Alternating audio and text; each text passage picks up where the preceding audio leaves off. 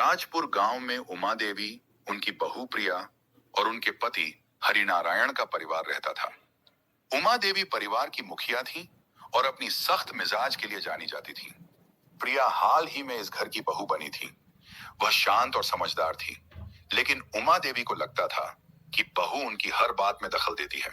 एक दिन उमा देवी ने अपने शादी के समय का बेशकीमती हार पहनने के लिए अलमारी खोली, लेकिन हार वहां नहीं था।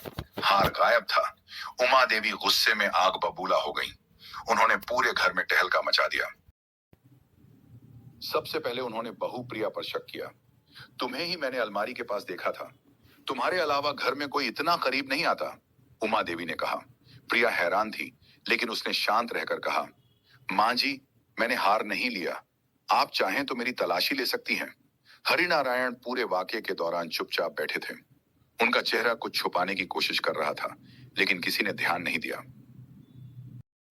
उमा देवी ने घर के सारे कोनों की तलाशी ली। उन्होंने अलमारी से लेकर किचन तक सब कुछ देख लिया, लेकिन हार का कोई नामो निशान नहीं था। प्रिया ने सुझाव दिया, मां जी, क्यों ना गांव के सुनार से पूछ लिया जाए।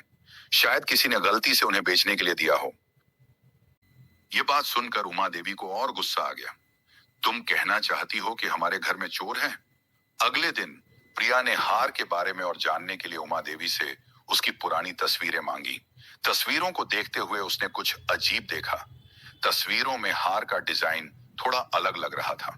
वह सोच में पड़ गई। उसी रात प्रिया ने अलमारी के आसपास ध्यान से देखा।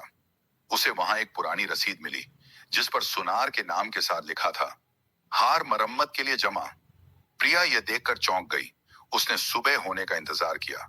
सुबह प्रिया ने उमा देवी और हरिनारायण को रसीद दिखाई। उमा देवी भी इसे देखकर हैरान रह गई।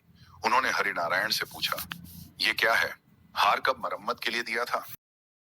उस दिन से उमा देवी और प्रिया के बीच का रिश्ता बदल गया। अब वे सास बहू नहीं, बल्कि दोस्त बन गई। और हरिनारायण को भी यह सबक मिला कि छोटे राज छुपाने से बड़ा हंगामा हो सकता है। हर दिन एक नई रोचक कहानी के साथ कहानियां ऑन YouTube आपके पास हाजिर होगा। इसलिए चैनल को सब्सक्राइब करना ना भूलें। धन्यवाद।